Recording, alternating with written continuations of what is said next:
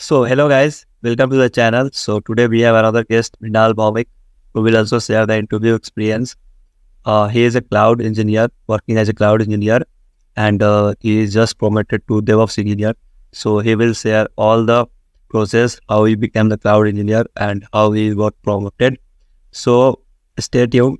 आप इस चैनल पे बने रहो, पूरा वीडियो देखो, और अगर आप इस चैनल पे नए हो तो प्लीज़ सब्सक्राइब करो. वीडियो अच्छा लगे तो एक लाइक करो, कमेंट करो. एक चीज़ की गारंटी मैं दे सकता हूँ कि अगर आप ये वीडियो पूरा देखेंगे तो आपको कुछ ना कुछ नया सीखने को मिलेगा. तो चलिए वीडियो की तरफ. Hello Minal, welcome to the channel. So पहले थोड़ा अपने बारे में थोड़ा बताइए. तो पहले तो थैंक यू अमन जी, हमको आपके चैनल में बुलाने के लिए. So guys my name is Mrinal Bhowmik. Currently I am studying in final year under graduation from Techno India University in Computer Science and Business System, and I am currently working in Workmate's Code to Cloud solution as a DevOps engineer. So मेरा interview था approx हम लोग का नवंबर में था. Company आया था वर्कमेट्स. So actually आया था क्लाउड रोल के लिए, क्लाउड इंजीनियर. तो उसमें बेसिकली जिन लोग का कंप्यूटर नेटवर्किंग, थोड़ा बहुत क्लाउड का बेसिक कंसोल वगैरह का नॉलेज है, या क्लाउड का कंप्यूटिंग, लिनक्स का कमेंट्स वगैरह, विंडोज़ का कमेंट्स, फिर तुम्हारा ये हो गया कि थोड़ा जिसको सब कुछ थोड़ा कोडिंग वगैरह का थोड़ा बहुत नॉलेज होना चाहिए था, क्योंकि पाइथन पे स्क्रिप्टिंग करना पड़ता है. क्योंकि तुम जब डेवऑप्स में जाओगे तो तुमको समझ में आया कि गेट कमेंट्स या कुछ कुछ है कि तुमको लैम्डा में फंक्शंस लिखना पड़ता है. तो वो सब अगर तुम डेवऑप्स लेके जाओगे तो तुमको थोड़ा करना पड़ेगा कोडिंग फील्ड में, क्योंकि तुम एज ए डेवऑप्स तुम डेवलपर और ऑपरेशन टीम को हैंडल करो. तुम डेवलप कोड नहीं कर रहे हो, बेसिकली तुम टेस्टर और डेवलपर के बीच में वो जो ब्रिज कम्युनिकेशन गैप है उसको कमाने के लिए डेवऑप्स इंजीनियर है. सो गाइस दिस वाज जो कंपनी जो वर्कमेट्स कोड टू क्लाउड आया तो उसमें कितना राउंड मतलब इंटरव्यू था, कैसे क्या प्रोसेस था थोड़ा. तो उसमें बेसिकली 2 राउंड था. एक तो तुम्हारा टेक्निकल राउंड था और एक एचआर राउंड हुआ था, और एक राउंड हुआ था वो जीडी राउंड हुआ था, ग्रुप डिस्कशन. तो वो बहुत इजी राउंड था. उसमें ज़्यादा उतना कुछ खास वगैरह पूछा नहीं. मेरे को एक साइबर थ्रेट वगैरह कुछ ये बोला था कि टॉपिक के बारे में उसने. तो 2 मिनट टाइम दिया था थिंक अबाउट द टॉपिक. सो हम लोग का फॉर पैनल और अगेंस्ट पैनल भी, तो तुमको बस पूछना पड़ेगा, तुमको खाली नहीं बैठना है, तुमको अपना पॉइंट्स बोलना भी है, और उसका अगर कोई काउंटर तुम्हें करेगा तो तुमको भी उसका काउंटर देना पड़ेगा एज ए इसमें पॉइंट वाइज. ओके, सो सबसे पहला राउंड था आपका जीडी राउंड. हाँ मैम. जीडी राउंड में कोई टॉपिक पे दिया होगा, उस पे आपको कुछ बोलना होगा. देखो जीडी राउंड पे, हाँ, तो जीडी राउंड पे बेसिकली तुमको एक टॉपिक दिया जाता है. तो as a group of 8 you have been divided into 2 groups, 4 each. So तुमको बेसिकली 2 मिनट दिया जाता है कि तुम पहले उसको टॉपिक के बारे में सोचो, फिर अपना एक पेन एंड पेपर देता है, तो उस जगह अपना पॉइंट्स को लिखो. तो उसके बाद हम लोग लिखे थे पॉइंट्स को. तो उसमें मान लो कि हम लोग का टॉपिक था the challenges may be faced as a cyber security. So हम लोग लिखे थे कि साइबर सिक्योरिटी में थ्रेट क्या चैलेंजेस हो सकता है, क्योंकि अगर मान लो कि वेब के कोई डोमेन से हिट कर रहा है तो बंदा उसका इंटरफेस में घुस सकता है, क्योंकि बहुत सारे तरीके, अगर वो डीएनएस मैपिंग नहीं करेगा सही से तो उसका हम लोग अगर आईपी से निकल सकते तो डीडोस अटैक हम लोग कर सकते हैं. तो ऐसे बोला नहीं चाहिए, पर ऐसा हम लोग होता है थ्रेट्स. तो बेसिकली ये था हमारा. उसके बाद तुम्हारा टेक्निकल राउंड हुआ. टेक्निकल राउंड हुआ तो क्या क्या क्वेश्चंस पूछे गए थे, उसका ड्यूरेशंस क्या था?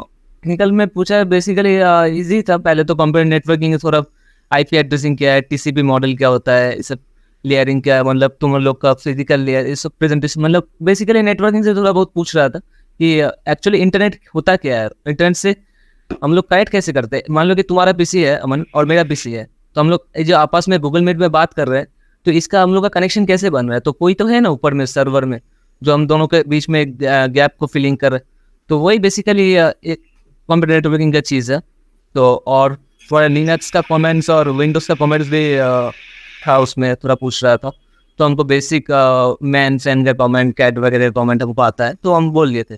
और हमसे क्योंकि मेरा सीवी एज ए डेवलपर था, क्योंकि मैंने लेट कोड और जीएफजी भी करके रखा था, तुम्हें तो पता होगा, हम शुरू कर रहे थे एक साथ.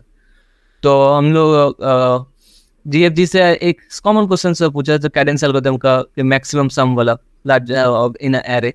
सो कैडेंस एल्गोरिथम का एक वाला हम कर दिए थे, और एक बेसिक सा मेरे को पास्कल स्ट्राइगर का एक पिरामिड का पैटर्न हमको प्रिंट कराना था, तो हम 3 फॉर लूप से उसको हम कर दिए थे, बस इतना ही था। और मैं थोड़ा हड़बड़ी में था क्योंकि मेरा इंटरव्यू बहुत लास्ट में हुआ था एक्चुअली। मेरा जो उसमें टाइम में था तो मैं लास्ट ग्रुप पे एकदम लास्ट में था मेरा, तो मेरे को मैं एज ए गया भी नहीं था कि मेरे को सिलेक्ट करना है, मतलब मेरे को कंपनी लेना है, क्योंकि एज ए टाइम क्योंकि हम लोग कॉलेज में उतना कंपनी सही से आता नहीं है। और हम एज ए हम गए थे कि हाँ हो जाएगा तो सही है, मतलब मेरे का फोकस नहीं था कि इधर में जाने का, क्योंकि मेरा primary role as a you can say मेरे को डेवलपर ही अच्छा लगता है, क्योंकि मेरे को थोड़ा कोडिंग और थोड़ा फिक्स करने में, और तुम्हारा कुछ जेएनएआई पे, अभी जेएनएआई बहुत अच्छा टॉपिक है, तो मैं जेएनएआई पे अभी पढ़ रहा हूँ, जैसे लामा का मॉडल हो गया, ये सब पढ़ रहा हूँ। तो अगर जैसे कि क्लाउड इंजीनियर बनना हो तो उसको बेसिकली नेटवर्किंग का अच्छा नॉलेज होना चाहिए। हाँ हाँ हाँ, नेटवर्किंग बहुत इंपॉर्टेंट है। ओके, बेसिक क्वेश्चंस कोडिंग का थोड़ा पता होना हाँ, कोडिंग अच्छा आना चाहिए, पाइथन पाइथन। चाहिए, और बेसिकली जो नेटवर्क कैसे काम करता है, इंटरनेट कैसे काम करता है, ये सब नॉलेज होना चाहिए। हाँ ओके, तो उसके बाद जो तुम्हारा रोल था वो एज ए क्लाउड इंजीनियर तुम ज्वाइन हुए थे। हाँ हाँ ओके, तो अभी तुम डेवऑप्स इंजीनियर बन गए हो, तो जब तुम क्लाउड इंजीनियर थे तो तुमने बेसिक हल्का क्या क्या सीखा वो थोड़ा शेयर करो, और हाँ। डेवऑप्स इंजीनियर अब तुम्हारा क्या रोल होगा ये थोड़ा शेयर करो। जब बेसिक क्लाउड इंजीनियर में गया था, तो मेरे को बेसिकली देखना पड़ता है कि तुम्हारा जो AWS कंसोल में कैसे यूजर सर्वर को स्टार्ट करते हैं, सर्वर को उसका कुछ ग्राफ लगाया रहता है क्लाउड वॉच से। फिर तुम्हारा मान लो कि सर्वर में कुछ यूजर्स बनाना है, VPN सर्वर कुछ है तो उसमें कुछ यूजर्स बनाना है, तो तुमको मान लो कि विंडोज सर्वर है, विंडोज सर्वर कैसे RDB यूजर को बनाता है, फिर उसको कैसे परमिशन दिया जाता है, क्योंकि तुम सर्वर में कर रहे हो, क्योंकि बेसिकली तुम हाइपरवाइजर यूज करते हो, VMware यूज करते हो, तुम ओरेकल VMS हो गया, फिर तुम्हारा हाइपर एक्स हो गया, हाइपर वी हो गया, तो ये सब तुम्हारा VMware है। बेसिकली ये लोग एक तुम्हारा वर्चुअल मशीन है जो तुम्हारा एक ही OS पे दो से ज़्यादा मल्टी OS को सपोर्ट कर सकता है। तो हम लोग सर्वर लेवल पे मल्टी OS में इसलिए काम कर सकते हैं क्योंकि हम लोग क्लाउड जो है एक्चुअली वो बैकएंड है, और तुम्हारा जो कोड है वो क्रॉस प्लेटफॉर्म चलाना चाहिए, क्योंकि बस विंडोज़ में चलेगा कि लिनक्स में चलेगा ऐसा नहीं, तुम्हारा वो क्रॉस प्लेटफॉर्म चलना चाहिए। तो मैं बेसिकली जब गया था तो मेरे को एकदम शुरुआत में 1-2 महीना तो मेरे को 1 महीना तो पहला महीना तो मेरे को ट्रेनिंग ही दिया था सर ने, पूरा एकदम अच्छा से लिनक्स का और विंडोज़ का कमेंट सिखाया था, और अच्छा सिखाया था, और तुम्हारा नेटवर्किंग स्ट्रॉन्ग कराया था मेरे को, सब नेटिंग सुपर नेटिंग सब सिखाया था।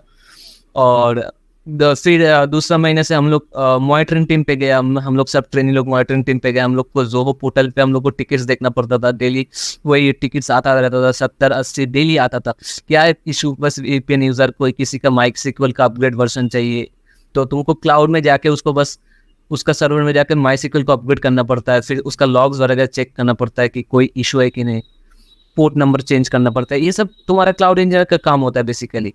उसके बाद तुम अगर जाओगे कि डेवऑप्स में के लिए, तो डेवऑप्स के लिए हम अलग से थोड़ा लैम्डा सर्वरलेस एक आर्किटेक्चर है, मतलब सर्वरलेस एक फंक्शन है AWS लैम्डा।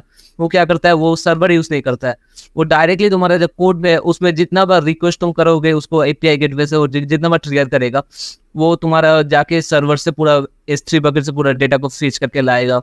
ये सब ऑटोमेशन सब लैम्डा से हो सकता है। और डेवऑप्स में एज ए तुमको कॉन्टेनर सर्विस जैसे तुम्हारा हो गया ECR, डॉकर में पहले हम लोग को क्लस्टर बनाना पड़ता है, ये सब तो हम सीखे थे। फिर तुमको एक डिप्लॉय करना, इंटीग्रेशन, पहले तो तुमको सब आर्किटेक्चर को एक साथ इंटीग्रेट करना पड़ता है। मान लो कि तुम्हारा रिएक्ट है, तुम्हारा पहला लेयर एप्लीकेशन वाला लेयर है, और प्रेजेंटेशन लेयर मान लो तुम्हारा बैकएंड है जिसमें तुम्हारा Node.js में लिखा होगा कोड।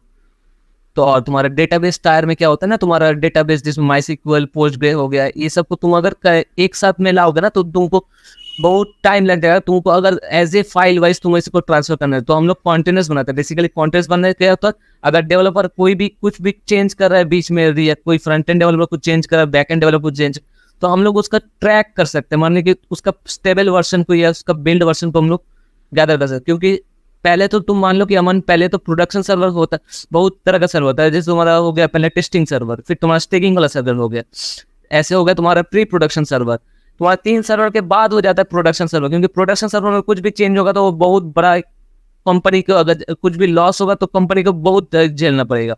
तो प्रोडक्शन सर्वर बहुत इंपॉर्टेंट और बहुत क्रूशियल चीज़ है।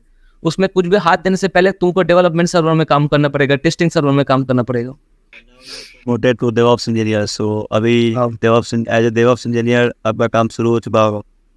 हाँ हाँ, पर अभी मतलब शुरू नहीं हुआ, मतलब अभी मेरे को और सिखा रहा है, अभी डेवॉप्स का ट्रेनिंग अभी चल रहा है मेरा, क्योंकि अभी डेवॉप्स टीम पे जस्ट गया हूँ मैं, तो अभी डेवॉप्स का ट्रेनिंग होगा मेरे को, अभी ईओटी पीओटी अच्छे से सिखाया गया और डिप्लॉयमेंट मॉडल सिखाया गया. मैं अभी करेंटली जेंकिंस CI इसमें कर रहा हूँ, जेंकिंस CD, तुम्हारा डॉक EKS है, तुम्हारा Kubernetes, ये सब सीखना पड़ेगा मेरे को अच्छे से, क्योंकि कॉन्ट्रेक्शन और तुम्हारे एक ही प्लेटफॉर्म पे बिल्ड कराना थोड़ा मेरे को ये सब और अच्छे से सीखना पड़ेगा, डिप्लॉयमेंट.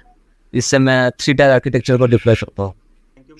बहुत अच्छा लगा आपने जो एक्सपीरियंस जो शेयर किया, जो आपने अपना वर्किंग शेयर किया. सो होपफुली ये बहुत लोगों को हेल्प करेगा अगर कोई क्लाउड इंजीनियर बनना चाहता है या फिर डेवऑप्स इंजीनियर बनना चाहता है. सो थैंक यू मेरे चैनल पे आने के लिए. अगर आपको कुछ कहना है व्यूअर्स के लिए तो. पहली बार अमन के चैनल में आके बहुत मज़ा आ रहा है, मतलब सच में ये मौका मिलना ही बहुत बड़ी बात है. जबकि मेरे को मतलब अभी बहुत ही छोटा जगह में काम करूँ, स्टार्टअप बेसिकली वर्क मेरे से, अब छोटा जगह से आया हूँ, उसके बाद स्किल सीख आगे जा ही सकता हूँ. पर ये जो चैनल है अमन के चैनल बहुत अच्छा ग्रो कर रहा है. बेसिकली तुमको TCS का और सभी कोई भी कोडिंग वगैरह का क्वेश्चन कुछ भी स्क्रैच से अगर सीखना है ना भाई, तो एक बार कोड क्राफ्ट का एक बार देख लेना, क्योंकि वो एकदम तुम्हारा प्राइम नंबर से लेकर तुमको एकदम ग्राफ का क्वेश्चन भी करा देगा अच्छे से बंदा. Ram Ram. Ram Ram. So thank you for the time. So आज के लिए बस ख़त्म करते हैं. सो बाय बाय था आज के लिए. देखा जैसे कि मृणाल भौमिक ने अपना एक्सपीरियंस जो है शेयर किया है, क्लाउड इंजीनियर क्या उनका रोल है, और अभी वो डेवऑप्स इंजीनियर के लिए भी उनका प्रमोशन हुआ है. सो अगर आप ये वीडियो देखेंगे तो आपको कुछ नया सीखने को मिलेगा. सो इसीलिए एक चीज़ बोलना चाहूँगा, आप इस प्लेलिस्ट को फॉलो करो, आपको बहुत चीज़ सीखने को मिलेगा. और अगर आप इस चैनल पर नए हो तो प्लीज़ सब्सक्राइब करो, लाइक कर दो, कमेंट करो कि क्या समझ में आया इस वीडियो के बारे में. तो आज के लिए बस इतना ही. मिलते हैं नेक्स्ट वीडियो में, तब तक के लिए बाय बाय.